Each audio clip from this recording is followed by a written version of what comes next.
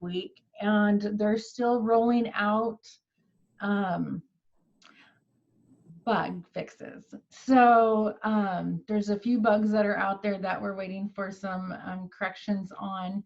So in the meantime, just remember either to use incognito when you're inside of command, or clear your cookies and your cache once a week. And I would say like maybe on Monday or Friday. Let's do Friday. Fridays, clear your cookies, clear your cache. And then that way, if any bug fixes have gone through, you won't run into an error on your side. And it just makes your life so much easier.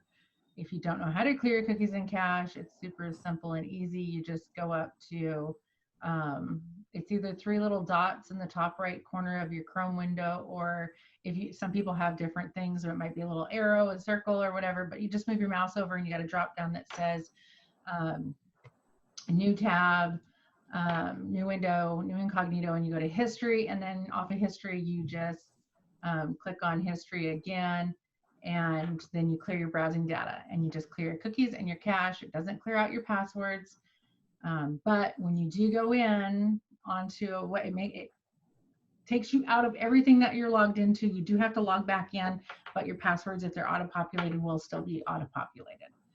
I know some people freak out about that and they don't want to lose their passwords. So, all right, are you guys ready?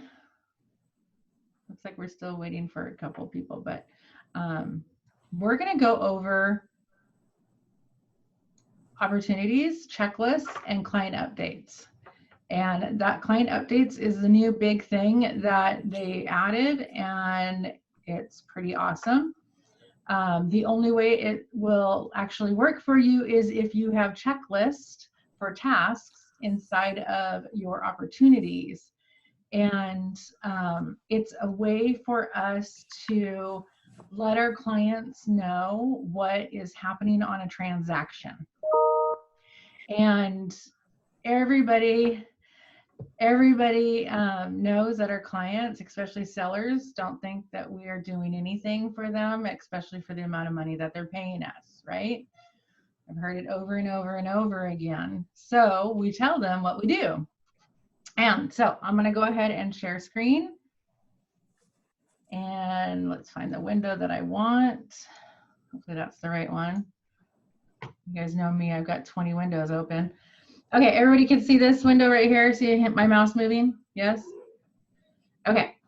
So all of the client updates are inside of opportunities. So we're going to go to opportunities, and you can create checklists inside of each of these phases of the transaction. So most people won't have any under, I mean, most people don't know what to do with Cultivate and appointments. That's a whole nother thing.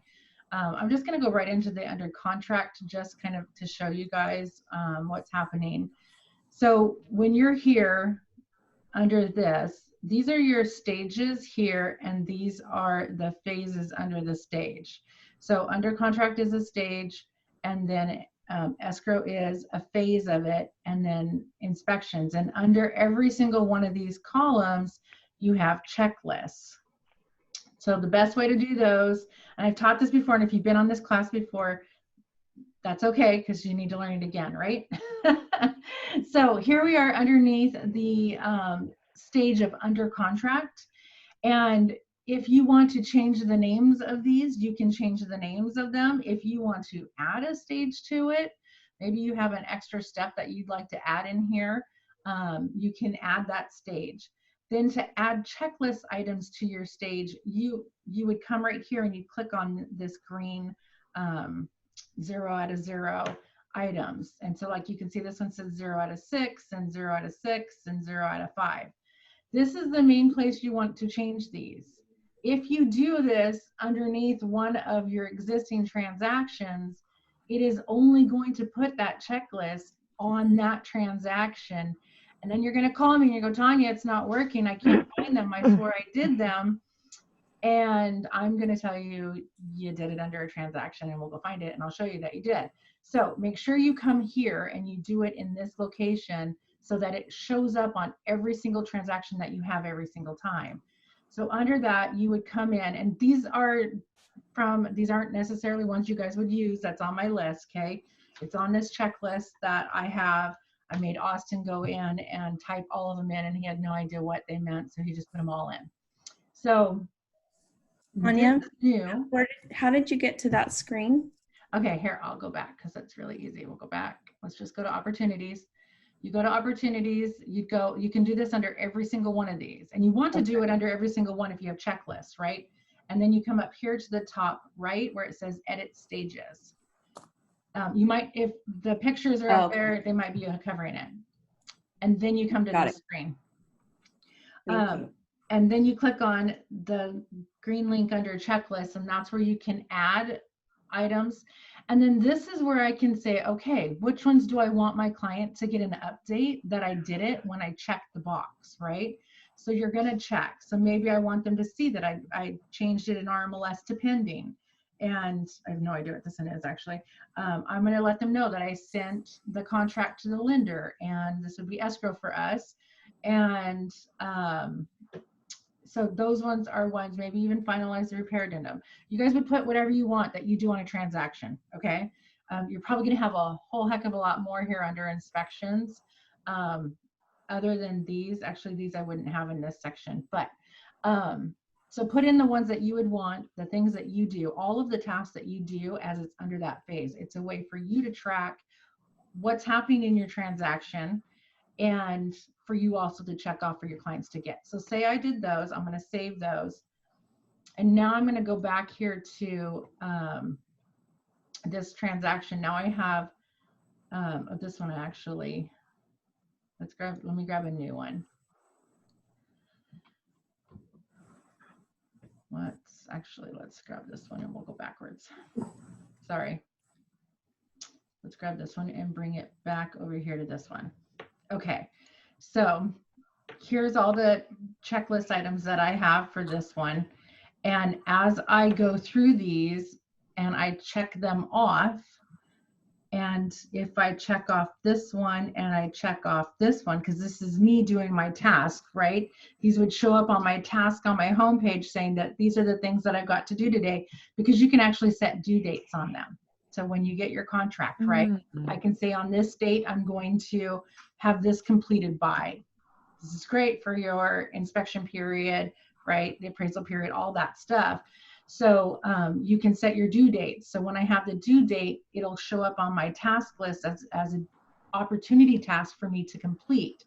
So I come in, and because I had marked this in the base main section for stages that I want the client to get those updates, once I check these, they're going to get an email saying that those tasks are completed. And I just happen to have one of those emails sitting right here to show you what it looks like. So it says updates from Tanya, and it has my logo and everything in here. And it just basically says we're checking things off the list. Here's a summary of tasks that have been completed. And I just checked one of them and called to schedule an inspection. So it could have multiple if you check all of them in the same day. So these will go out once a day. It went out at 8:31 in the morning. And this is the email that they get. And this is not editable. I've had someone ask me that already. But it's fantastic, right? Because we all know this is what, when I was on the Clark group, we used Brivity for, was that same exact thing, to let our sellers know what we're doing and how we're doing. But it's also great for us to be able to keep track of where we are in our transactions. And if you are doing this and this one just comes pending, and now I have I have to send it off to escrow. So maybe in this column is the checklist that I have that I need to collect the earnest money. I need to send the document to the lender and to the buyer's agent, right? I mean, so everything that you would have, you would put in that checklist.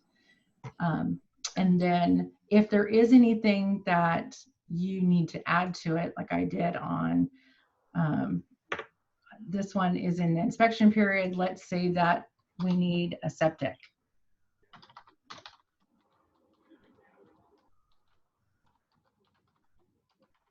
right? So now I have that. I'm gonna do a client update on it, and I'm gonna set a due date for tomorrow. Okay, that one is only gonna show up on this transaction and not any of the other ones because I put it on this specific property. Tanya, just real quick on those, just for clarity, on those checklist items, is the place of origination for those this? Sorry, I muted. So the checklist items, I guess, are you starting those somewhere else? When you click on your checklist and it shows, 6 of 6 items, or per stage there, are you generating those here, or are you doing those? Is that checklist somewhere else that you're pulling it from? No, you have to actually manually go in and create your own checklist. Okay. Yeah, and I had found these checklists for all of the stuff from another market center in another state, and I had just kind of a base start. If you didn't have anything, right, you could figure it out. I haven't found any anywhere near us that would do the same things that we do. So there are some things in there that we absolutely wouldn't do, but I just had asked Austin to throw them all in on my thing so that when I taught the class on how to create a checklist, there was stuff in there for us. But no, the only place is right here in edit stages. Everybody, if you haven't done this, everyone's is going to be 0, 0. And then you're gonna create it. And then the other thing I want you guys to know too that you can do, so see how my probability is 90%? The probability plays into what your potential and probable income is on this. Let's go to the opportunities right here. So potential income and probable income, that is based on the percentages that we have listed under these. And you can change those. So let's say here's a listing, right? So I'm saying as soon as I get a listing, 90% of them are going to close. Maybe you're not at that. Maybe you've had a few that fall out because, they just never sell. So you can change that when you're in the stages. When I added this pre-list staging, and then you can change the name of them. You can change the probability of them, and then just save it. If there's one that you want, because yours don't say this either, right? Mine is different because I've changed the names. So I wanted to have a pre-list for staging, and I want that it's now an RMLS and it's showing. So I have tasks that are to be done during that, and then during negotiations. Legacy, you guys, if you don't have any sitting in Legacy came over from when we moved from .loop to Command. Everything that was in .loop went into Legacy. So if you don't want that stage in there, you can just dump it and get rid of it.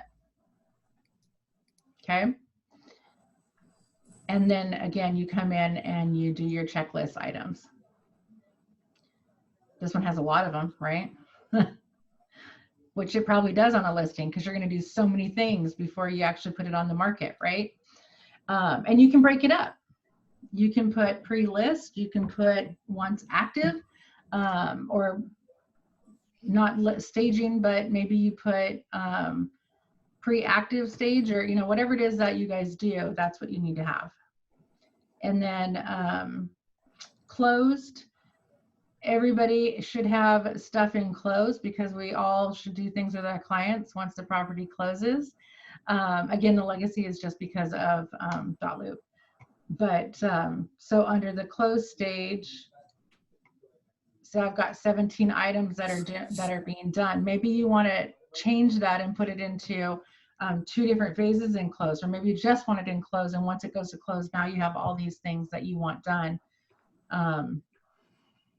And then get rid of that one because I don't even know what that is. But so set RMLS to close, turn in checks to the office, which we don't do that. But so just the different things, right? You want to send out sold postcards. You want to do a thank you. Does anyone have any questions on that? Tanya, I do.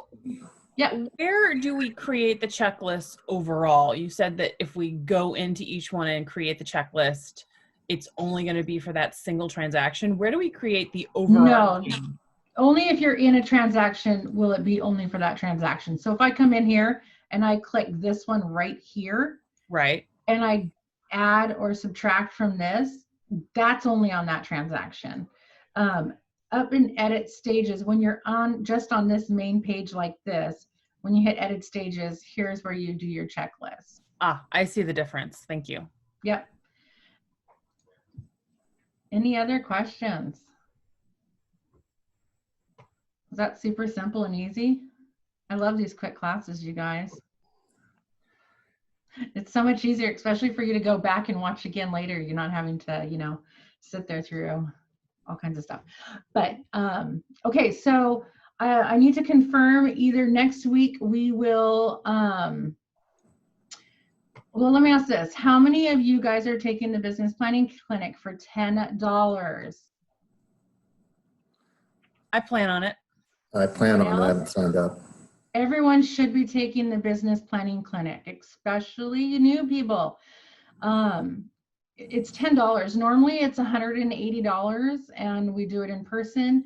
It's a once a year class where you kind of lay out what your plan is going forward and for the next year. It helps you with your, just all of your business planning, your goals, and they go into the MREA. It's an awesome class and Carl Batiste is teaching it. Normally I don't push the stuff. Well, I do push the stuff, but for $10, you can't not take it. I know it's 2 days and I think it's 9 to noon. Austin, can you confirm that? He's not there. And it's worth it. It is completely worth it. We have agents, Jenny Hill. She's an existing agent for years. She's oh my gosh, she did over 11 million in 1 month this year already. So she takes it every single year because she knows it's so valuable to her business. And every time you learn a little bit out of it. So if you can take that, take it. And that the reason why I brought it up is because it will be during the command class on Wednesday next week. So I might even take the business planning clinic and we might skip next week's in command because of it.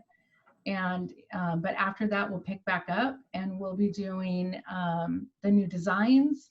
We'll also be working on email campaigns, all the new emails that they have in there, the design templates that they have.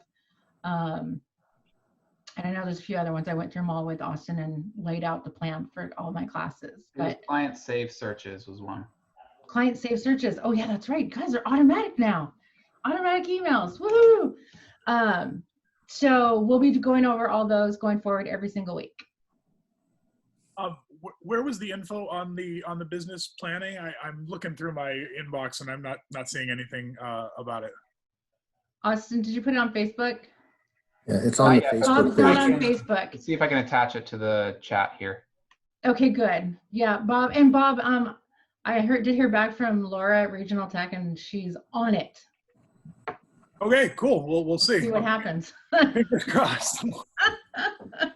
I'm like, I sent it to our regional director and I'm like, we can't have our agents not have a Facebook account. And you have people I know you can talk to, so fix this. Cool, I appreciate it. Thank you very much. Of course. Is it on there? It's not on there yet. I don't want to end the class because It is uploaded. There you go. It should. There it It's got a green is. check Is there there's a link on it? Can you get that, Bob? Oh, it's just a flyer, a PNG. Can you email him the link to the sign up for Yeah. it? That's okay. That's okay. I got it easily. No You problem. got it? Yeah, no Okay. problem. I got it. Yeah. Does everyone else have it?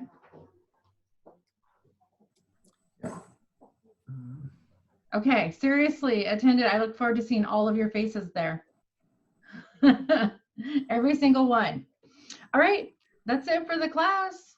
Thank you. You're welcome. You all Thanks. have a great day. Thanks so much, guys. Have a great day. Yeah, you too. Thank you.